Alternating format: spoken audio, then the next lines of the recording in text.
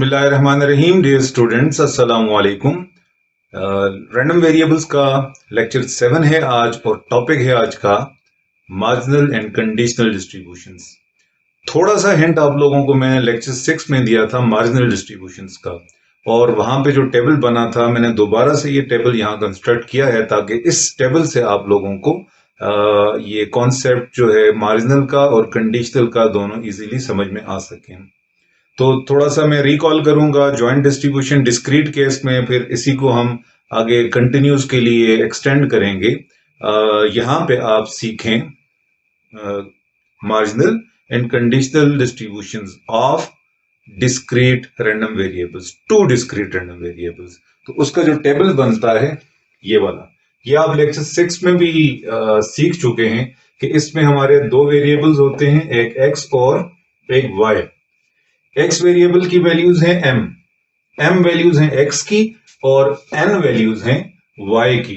X की जो M values हैं उनको हम रोज में लिखते हैं और वाई की जो एन वैल्यूज हैं उनको कॉलम्स में लिखते हैं। मतलब कि जो फर्स्ट कॉलम है ये y1 की वैल्यूज जो हैं, इस y1 की वैल्यूज क्रॉस हुई हैं x की m वैल्यूज के साथ। अगर आप इसको गौर से देखें तो इसमें y1 जो है वो कांस्टेंट चलता आ रहा है, जबकि x की वैल्यूज यहां से रोज में चेंज हो रही हैं। और अगर आप फर्स्ट रो को देखें तो उसमें यहाँ x1 इसी तरह चलता आ रहा है और y जो है वो फिर x1 के साथ पेयर्स बनाता जा रहा है।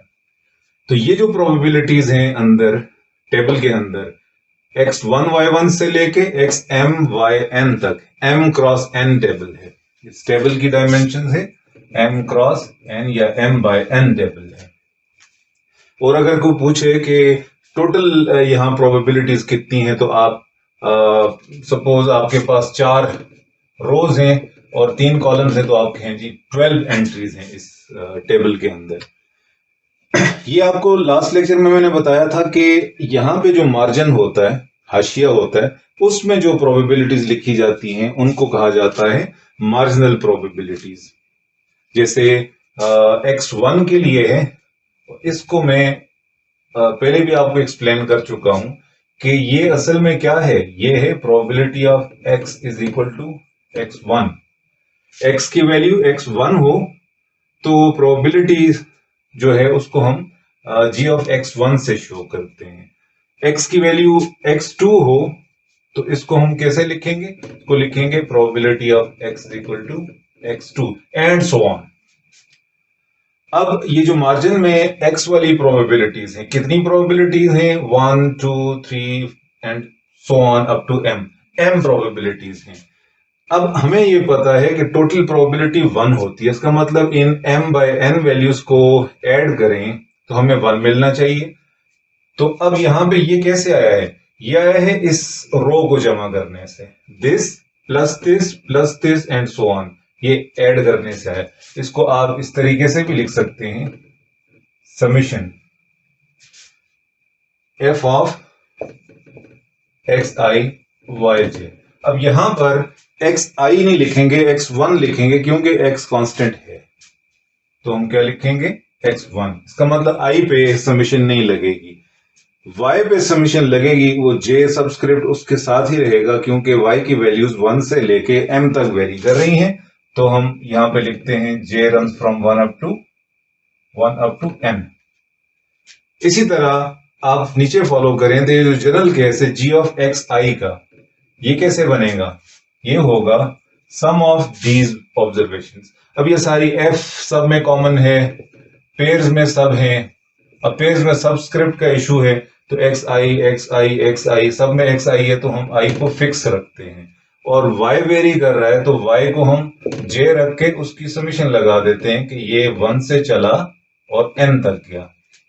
अब इस चीज को, इनको बोलते हैं मार्जिनल प्रोबेबिलिटीज। ये उसकी जनरल फॉर्म है जो मैंने यहां पे लिखी हुई है। The marginal probability function of x is defined as g of xi क्या है, sum of these probabilities, f of xi y1 xi y2 and so on up to xi yn। और इसको हमने समेशन की फॉर्म में जैसे यहां पे लिखा था उसी तरह इधर भी लिखा है। व्हाट इज दिस, ये क्या है, g ऑफ x2 है, तो ये g ऑफ xi क्या होगा, probability of x equal to x2 की बजाय probability of x equal to xi होगा। असल में ये है।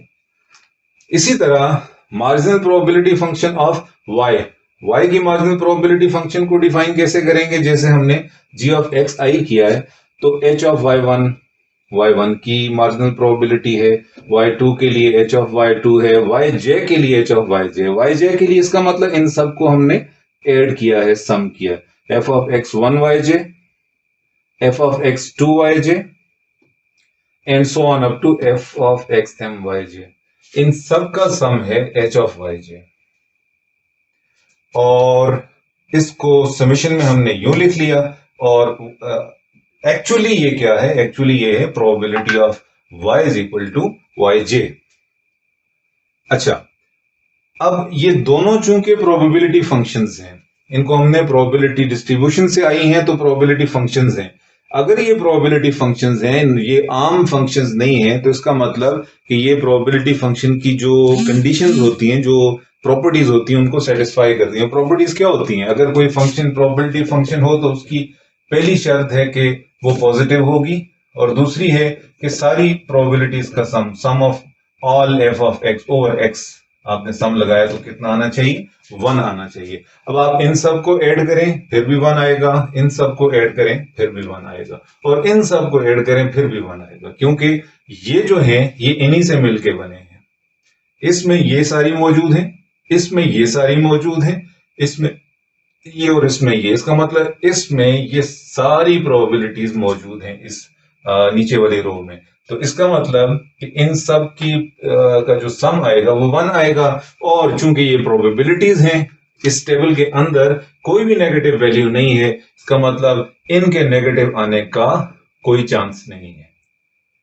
तो g of x I greater than or equal to 0 positive होंगे ये सारे, और इसी तरह h ऑफ वाई जे भी पॉजिटिव होंगे सारे, पहली बात। दूसरी बात कि sum of these g of x i, अब i 1 से लेके m तक, अब समीशन i पे लगी हुई है, क्यों कि अब चूंकि x की जो सबस्क्रिप्ट है वो i है, तो वो कहां से चलता है, i चलता है 1 से लेके m तक। इन सब को ऐड करें, इस पूरे रो को कॉलम को ऐड करें तो आपको 1 मिलेगा, और इस y वाली मार्जिनल प्रोबेबिलिटीज के जो सम है ये भी आपको 1 मिलेगा। तो ये कंडीशन सेटिस्फाई लाजमन करेंगी, क्योंकि ये प्रोबेबिलिटी फंक्शंस हैं। तो ये तो हो गई डिस्क्रीट केस में marginal probability functions of two variables x and y। अब आते हैं मार्जिनल के बाद है कंडीशनल डिस्ट्रीब्यूशंस। जैसे आप लोगों ने कंडीशनल प्रोबेबिलिटी पढ़ी थी, उसकी डेफिनेशन से आपको मैं समझाता हूं कि कंडीशनल डिस्ट्रीब्यूशंस कैसे बनेंगी जॉइंट के केस में। जी, तो आप रिकॉल करें कंडीशनल प्रोबेबिलिटी की डेफिनेशन को। आपको मैंने प्रोबेबिलिटी के लेक्चर्स में कंडीशनल प्रोबेबिलिटी यूं सिखाई, probability of A given B is equal to probability of A intersection B divided by probability of B, और probability of B given A, ये क्या होता था, probability of A intersection B या B intersection A, तो एक ही चीज है यहां पे। अच्छा, ये जो है ना, मैं बार बार इस तरह डाल देता हूं, ये आपने स्लैश डालनी है स्ट्रेट, ना फॉरवर्ड ना बैकवर्ड, और divided by probability of A. ये है probability of A given B और probability of B given A. ये कंडीशनल प्रोबेबिलिटीज हैं। इसको अगर आप वर्ड्स में लिखें तो वर्ड्स में आप लिखेंगे probability of A and B, A intersection B को क्या लिखते हैं, A and B divided by probability of B, और यहां पे क्या लिखेंगे, probability of A and B divided by probability of A.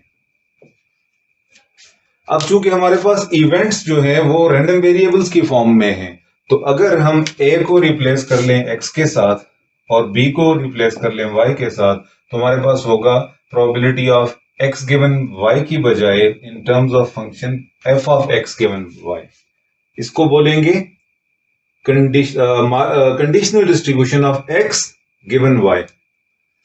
अब यहां a एंड b है तो यहां पे होगा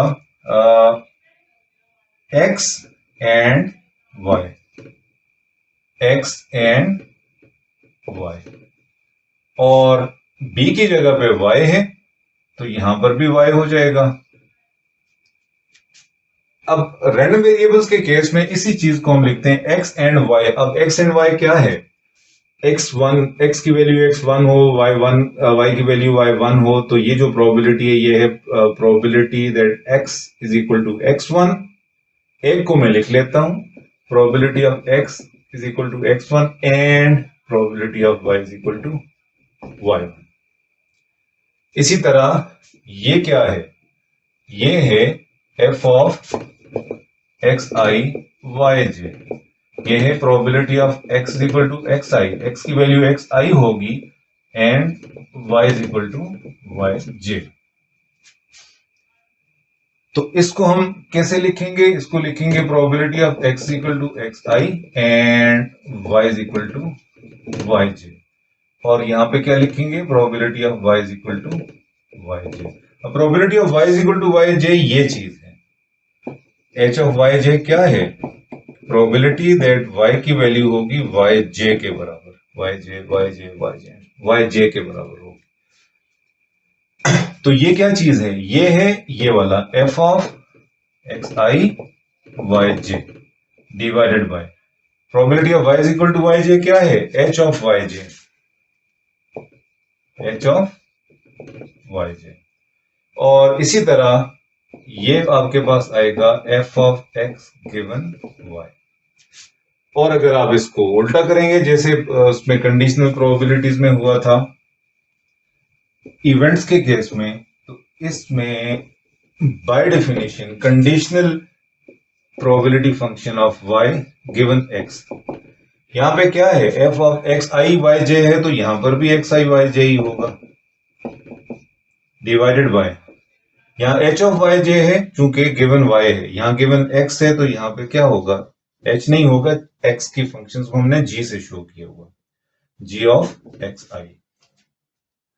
तो ये बाय डेफिनेशन है कंडीशनल प्रोबेबिलिटी। तो अब आपसे वो पूछे कि कंडीशनल प्रोबेबिलिटीज निकालो, तो आपको डेफिनेशन याद होनी चाहिए कि f of x given y, xi given yj भी लिख सकते हैं। क्या होगा? Joint divided by marginal. Marginal किसकी? जो गिवन है, जो अकर कर चुका है। यहां पे अगर कौन सा कर चुका है? x अगर कर चुका है, इसलिए डिवाइडेड बाय इसकी मार्जिनल होगी। तो रूल क्या बना? रूल बना कंडीशनल प्रोबेबिलिटी जो होती है वो जॉइंट डिवाइडेड बाय मार्जिनल होती है। ये तो हो गई by definition marginal and conditional distributions. इसमें अब कंप्यूट कैसे करेंगे? एक एग्जाम्पल करते हैं और इस एग्जाम्पल से समझते हैं कि यही डेफिनेशंस यूज करके अगर आपको डेटा दिया हुआ हो या एक्सपेरिमेंट दिया हुआ हो तो उस केस में आप ये जो रिक्वायर्ड प्रोबेबिलिटीज हैं ये किस तरीके से कैलकुलेट कर सकते हैं।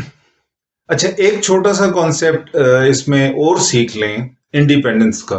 अब दो रैंडम वेरिएबल्स हैं, दोनों रैंडम वेरिएबल्स डिपेंडेंट भी हो सकते हैं, इंडिपेंडेंट भी हो सकते हैं। जैसे प्रोबेबिलिटी में हमने किया था कि दो इवेंट्स हैं ए और बी, वो इंडिपेंडेंट भी हो सकते हैं, डिपेंडेंट भी हो सकते हैं। उसकी कंडीशन क्या थी? अगर आप रिकॉल करें तो उसकी कंडीशन थी कि events A and B are independent if probability of A intersection B is equal to probability of A into probability of B। ये independent events का रूल है। अब यहाँ पे चूंकि हमारे पास random variables हैं तो ये है joint distribution। probability of A intersection B की बजाय हमारे पास joint probability function आती है f of xi into yj। ये है इंडिविजुअल A की और यहाँ इंडिविजुअल x की होगी g of xi। ये है इंडिविजुअल बी की, तो प्रोबेबिलिटी और यहां पे फंक्शन होगी इंडिविजुअल या marginal probability function of y, h of yj। तो दो random variables if and only if की कंडीशन है कि अगर दो जो मार्जिनल प्रोबेबिलिटीज फंक्शंस हैं उनका जो प्रोडक्ट है वो ज्वाइंट के बराबर आ जाए तो तब भी दोनों इंडिपेंडेंट होंगे, और अगर ज्वाइंट को आप प्रोडक्ट की फॉर्म में लिख सकें तो फिर भी एक्स और वाई इंडिपेंडेंट होंगे। जी, तो एग्जाम्पल है joint distribution discrete bivariate case की। Consider two discrete random variables X and Y with joint probability distribution given in the following table। अब x की 3 वैल्यूज़ और y की 3 वैल्यूज़ का एक जॉइंट टेबल है। इसमें x की वैल्यूज़ हैं 1 2 3, ये मैंने साइड पे भी लिखी हुई हैं, x 1 2 3 है, और y की वैल्यूज़ हैं 2 4 एंड 5। अब इस टेबल को अगर आप समझना चाहें तो यूँ समझ सकते हैं कि ये जो जॉइंट प्रोबेबिलिटीज़ यहाँ अंदर दी हुई हैं, ये x और y के जंक्शन पे जो वैल्यू आती है उनकी जॉइंट प्रोबेबिलिटी है। मसलन x की वैल्यू 1 हो और y की वैल्यू 2 हो तो जो जॉइंट प्रोबेबिलिटी आ रही है इसको बोलते हैं f ऑफ 1 2। आप टेबल जनरल टेबल को भी कंसल्ट कर सकते हैं। तो f ऑफ 1 2 कितना आ रहा है, 1/12। इसी तरह x की वैल्यू 2 हो और y की भी 2 हो तो f ऑफ 2 2 ये हमारे पास आ रहा है 1/6।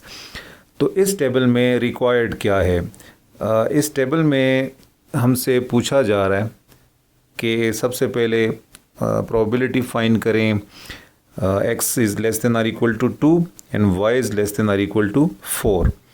अब x less than or equal to 2 कौन सी वैल्यूज़ हैं? अगर आप x की वैल्यूज़ को दोबारा से यहाँ देखें तो x की वैल्यूज़ आ रही हैं यहाँ पे 1 2 3, तो less than or equal to 2 कौन सी आती हैं, 1 और 2। फिर जब हम सॉल्व करेंगे तो इसको इस तरीके से देखेंगे। तो बी पार्ट में हमने मार्जिनल डिस्ट्रीब्यूशंस फाइंड करनी है। ये जॉइंट डिस्ट्रीब्यूशन है और आपको पता है कि जॉइंट से जो इंडिविजुअल एक्स और वाई की डिस्ट्रीब्यूशंस हैं उन्हें हम मार्जिनल डिस्ट्रीब्यूशंस बोलते हैं। वो हम इस न्यूमेरिकल एग्जांपल में फाइंड करेंगे। अब सी पार्ट में हमसे पूछा जा रहा है find probability of y is equal to 2 given x is equal to 1। Conditional probability है कि x 1 हो तो y इज इक्वल टू 2 की प्रोबेबिलिटी फाइंड करो। ये कंडीशनल प्रोबेबिलिटी है। इस तरह की कंडीशनल प्रोबेबिलिटीज़ भी आपसे पूछी जा सकती हैं। और डी पार्ट में आपसे पूछा जा रहा है are x and y independent, क्या ये x और y इंडिपेंडेंट है? तो इंडिपेंडेंस की कंडीशन लगाएंगे और इसको हम फाइंड करेंगे कि क्या x और y इंडिपेंडेंट हैं या नहीं हैं। अब आते हैं इसके सॉल्यूशन की तरफ, और इसके सॉल्यूशन में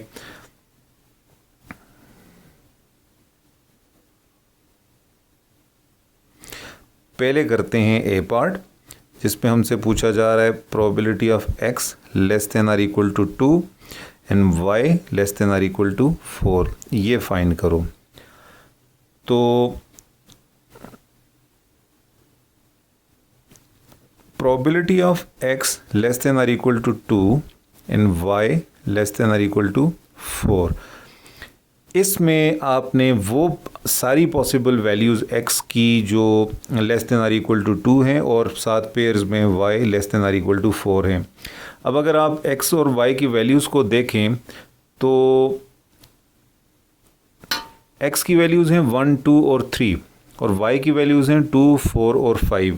तो यहाँ पर जो पॉसिबल पेयर्स बन सकते हैं x और y की वैल्यूज़ के इस कंडीशन के लिए less than or equal to 2x और y less than or equal to 4 के लिए कौन कौन से बन सकते हैं?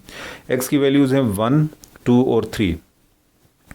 1 के साथ y की value less than or equal to 4 हो तो y की वैल्यूज़ हैं हमारे पास 2 4 और 5। तो पेयर्स बनेंगे 1 के साथ 2, 1 के साथ 4, इसी तरह 2 के साथ 2, 2 के साथ 4, 3 के साथ 2, 3 के साथ 4। इसको हम यूँ लिख सकते हैं f of 1 2 plus f of 1 4 plus, अब 1 के साथ 5 नहीं कर सकते, क्यों कि less than or equal to 4 ही तक ही जाना है हमने y की वैल्यूज़ में। फिर लेते हैं x की दूसरी वैल्यू 2, तो f ऑफ 2 और y की वैल्यू हो 2 के साथ 2 प्लस f ऑफ 2 के साथ 4 प्लस f ऑफ y की अब अच्छा, इसके बाद वाली जो वैल्यूज़ हैं 2 3 जब x का लेते हैं तो 3 ये वाली जो वैल्यूज़ हैं ये हमारी इस कंडीशन में नहीं आ रही, तो इसका मतलब हम इससे आगे नहीं जाएंगे। तो अब टेबल में जाएं और ये वाली प्रोबेबिलिटीज़ फाइंड करें।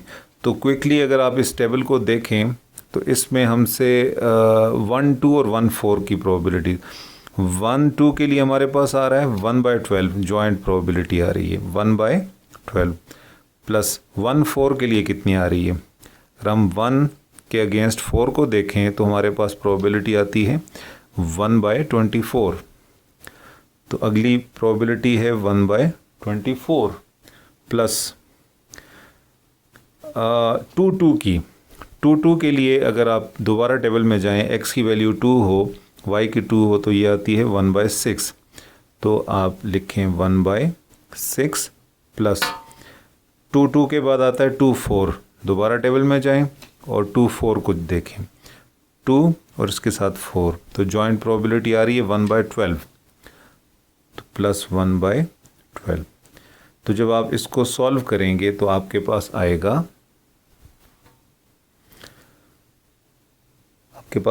3/8।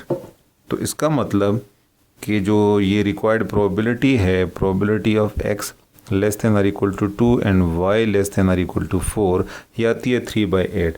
अब आप इसकी एनोलॉजी में इसी तरीके से अगर मैं आपसे पूछूं कि फाइंड करो प्रोबेबिलिटी x लेस देन और इक्वल टू 2 पूछा हुआ है, तो मैं आपसे पूछ लेता हूँ ग्रेटर देन और इक्वल टू 2, और लेस देन और इक्वल टू 4 की बजाय y ग्रेटर देन और इक्वल टू 4, ये फाइंड करो। तो अब आप कागज़ पेंसिल लें और ये वाली प्रोबेबिलिटी फाइंड करें वीडियो को पॉज करके। तब हम जाते हैं बी पार्ट की तरफ। जी, बी पार्ट है हमारा, हमने फाइंड करना है marginal probability, marginal distributions of x and y। अब marginal distributions of x and y क्या होते हैं? इंडिविजुअल प्रोबेबिलिटी डिस्ट्रीब्यूशन x की और y की, मतलब इंडिविजुअल टेबल्स होंगे, तो वो इजीली हम ये जो जॉइंट का टेबल है हमें दिया हुआ है, इसमें हम इजीली फाइंड कर सकते हैं। जब आप सॉल्व करने लगें तो आप अलग से दोबारा ये टेबल बना लें। चूँकि मेरे पास ये ऑलरेडी बना हुआ है तो इस वजह से सिर्फ मैं यहाँ पर मार्जिनल डिस्ट्रीब्यूशन जैसे x की है तो यहाँ पे मार्जिन में आएगी g ऑफ एक्स आई और y की होगी h of y j, g of x i and h of y j. अब g ऑफ एक्स आई क्या है? एक्स आई की जो वैल्यूज़ हैं वो हैं, x की 1 है तो इन सारी प्रोबेबिलिटीज़ को ऐड करें तो g ऑफ एक्स 1 आपके पास आएगा। अब इन सब को ऐड करें, आप ख़ुद भी सॉल्व करके देख लें, मैं जस्ट यहाँ सिंप्लीफाइड फॉर्म लिखूँगा 1/6। 2 के लिए मार्जिनल प्रोबेबिलिटी x की आती है 1/6 plus 1/12 plus 1/8, it makes 3/8। x की वैल्यू 3, तो इसकी मार्जिनल प्रोबेबिलिटी आ रही है 1/4 प्लस 1/8 प्लस 1/12, इट मेक्स 11/24। अब ऊपर से y के लिए h of y j, y की वैल्यू 2 हो तो इसकी जो f ऑफ y 1 आता है, ये इन तीनों को ऐड करने से आता है 1/2। आप इनको सॉल्व करके देख लें, सिंप्लीफाइड फॉर्म 1/2 आएगी। इसी तरह इसकी 1/4 आती है और इसकी भी 1/4 आती है। अब आप इन तीनों को ऐड करें, इन तीनों को ऐड करें या इन 9 वैल्यूज़ को ऐड करें, हर तरफ से आपको 1 ही मिलेगा। क्यों कि ये जो g ऑफ एक्स आई है ये भी प्रॉपर प्रोबेबिलिटी फंक्शन है, h ऑफ वाई जे ये भी प्रोबेबिलिटी फंक्शन है प्रॉपर, और f ऑफ एक्स वाई ये भी एक प्रॉपर प्रोबेबिलिटी फंक्शन है, तो डेफिनेटली आपको 1 ही मिलना चाहिए। तो अब इनको अलग से टेबल में लिख दें तो ये मार्जिनल प्रोबेबिलिटीज़ होंगी x और y की। कैसे लिखेंगे? बी पार्ट में क्या पूछा जा रहा है? Marginal probability distributions of x and y, ये पूछा जा रहा है। अब x की है xi और इस टेबल को आप यूँ बनाएं ताकि इसके साथ इसकी प्रोबेबिलिटीज़ भी आ जाएं। g ऑफ xi, xi की वैल्यूज़ कौन कौन सी हैं? 3 हैं, 1 2 3, और इनकी जो मार्जिनल प्रोबेबिलिटीज़ आई हैं टेबल से आप दोबारा इसको कंफर्म कर लें। 1 के लिए 1/6, 3/8, 11/24, 1/6, 3/8 और 11/24। इसी तरह y के लिए आप जो टेबल बनाएंगे individual probability distribution of y, तो वो होगी yj और इसके साथ आएगा h ऑफ yj। अच्छा, अब y की पॉसिबल वैल्यूज़ हैं यहाँ पर दी हुई हैं 2, 4 और 5। तो y की जो वैल्यूज़ हैं वो यहाँ पे लिख लें 2, 4, 5, और इनकी जो मार्जिनल प्रोबेबिलिटीज़ हैं वो भी टेबल से आपको मिलेंगी 1/2, 1/4 और 1/4। तो इस टेबल को कंप्लीट कर लें 1/2, 1/4 और 1/4। तो ये आ गया आपका बी पार्ट जिसमें आपने मार्जिनल प्रोबेबिलिटी डिस्ट्रीब्यूशंस फाइंड करनी है। बहुत इजी है, आप इजीली इसको कर सकते हैं। आगे चलें सी पार्ट की तरफ, और सी पार्ट में हमसे पूछा जा रहा है कि ये कंडीशनल प्रोबेबिलिटी फाइंड करो y = 2 गिवन x = 1। जी, तो सी पार्ट है आपका find probability of y = 2 given x = 1, ये फाइंड करना है। तो as we know that f of y given x, f of y given x क्या होता है? f of xy divided by g of x। ये डेफिनेशन है, आपको लेक्चर में मैं बता चुका हूँ ये कंडीशनल प्रोबेबिलिटी किस तरह से फाइंड करते हैं। अच्छा, अब अगर आपसे पूछे f of y = अब y की वैल्यू क्या आ रही है 2 गिवन x = x की वैल्यू क्या आ रही है 1, तो अब आप इधर भी रिप्लेस यूँ कर लें f of x की जगह 1, y की जगह 2 डिवाइडेड बाय g of 1, तो g of x की जगह पे 1। f of 1 2 टेबल में आप देखें तो f of 1 2 कितना आता है? f of 1 2 x की 1 और y की 2 हो तो f of 1 2 हमारे पास आता है 1/12। g of 1 अगर आप यहाँ देखें तो x की वैल्यू 1 हो तो g of 1 हमारे पास आ रहा है 1/6। जब आप इसको सिंप्लीफाई करेंगे तो आपके पास आएगा 1/2। तो ये हो गई आपकी रिक्वायर्ड प्रोबेबिलिटी के probability of y = 2 given x = 1। ये कितना आ गया जी? 1/2।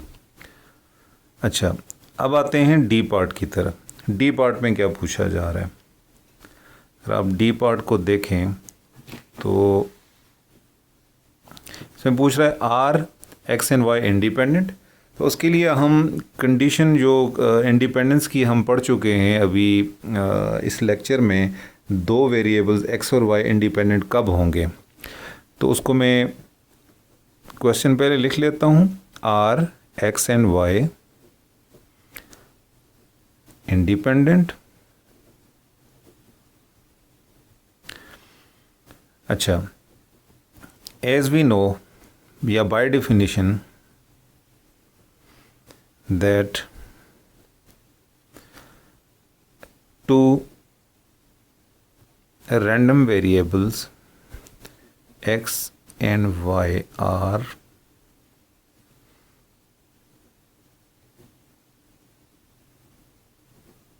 independent if and only if f of x y is equal to g of x into h of y। ये आप इसी लेक्चर में पढ़ चुके हैं और दोबारा से आप रिवाइंड करके इसको देख सकते हैं कि दो वेरिएबल्स x और y इंडिपेंडेंट हो तो उसकी क्या कंडीशन होती है। या अगर सबस्क्रिप्ट के साथ लिखना चाहते हैं तो आप लिख सकते हैं f of x i y j, ये डिस्क्रीट के केस में होता है, g of x i into h of y j. कोई से दो वैल्यूज़ उठा लें x और y की, तो अगर जॉइंट को स्प्लिट करके मार्जिनल के प्रोडक्ट के तौर पे लिखा जा सके तो हम कहेंगे कि x और y इंडिपेंडेंट होंगे। तो आप रैंडमली कोई सी दो वैल्यूज़ पिक कर लें। मैं दो वैल्यूज़ ले लेता हूँ, चलें x की वैल्यू 2 और y की भी 2 ही ले लेता हूँ। तो टेबल में आप दोबारा से देखें तो आपके पास x2 और y2 हो तो उसकी जॉइंट और मार्जिनल क्या क्या आती हैं, x2 y2 जॉइंट आ रही है 1/6। तो हमारे पास जॉइंट डिस्ट्रीब्यूशन f ऑफ 2 2 ये आती है 1/6। अब g ऑफ 2 अलग से x की जो मार्जिनल है एट x इक्वल टू 2 ये क्या आती है।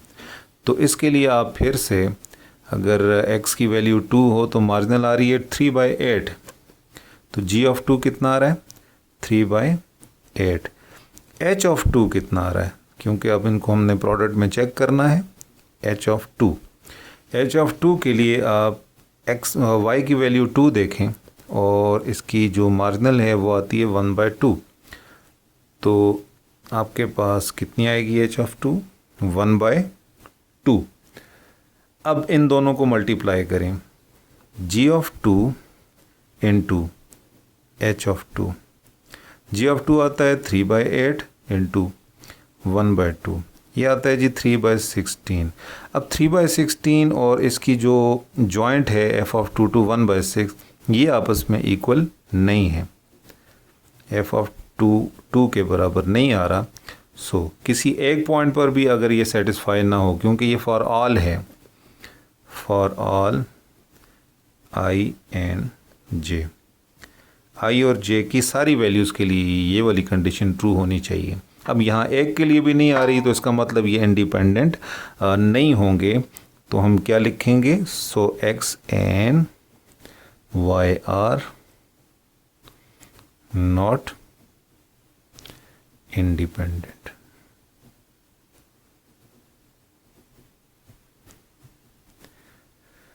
अच्छा, अब आप ऐसा करें कि ये जो मैंने ऊपर मार्जिनल का एक क्वेश्चन किया हुआ है कि y is equal to 2 given x equal to 1, आप इसके साथ एक ख़ुद से सॉल्व कर लें कि probability of x is equal to 2 हो given y is equal to 4, ये फाइंड करें। तो ये भी आपके लिए एक प्रैक्टिस क्वेश्चन हो गया और इस तरह से आप और क्वेश्चंस जो हैं उनको भी ट्राई करें, इसमें इसी तरीके से सॉल्व होंगे। बहुत आसान है डिस्क्रीट केस, इसमें आप जॉइंट डिस्ट्रीब्यूशन आपको टेबल की फॉर्म में भी दी जा सकती है, आपको जॉइंट डिस्ट्रीब्यूशन इस फॉर्म में भी दी जा सकती है। आपको मैं थोड़ा सा हिंट दे देता हूँ कि ये जो टेबल आपको दिया हुआ था ये वाला, इसकी बजाय यूँ भी दिया जा सकता था आपको, ये भी कन्वेंशन है, f ऑफ 1 2 जो है वो 1/6 है, f ऑफ 1 4 इतना है एंड सो ऑन।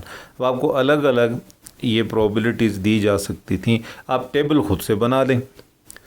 तो किसी तरीके से भी किया दिया हुआ हो तो आप इजीली ये प्रोबेबिलिटीज़, मार्जिनल प्रोबेबिलिटीज़, इसकी कंडीशनल प्रोबेबिलिटीज़ और इंडिपेंडेंस चेक कर सकते हैं। Thank you.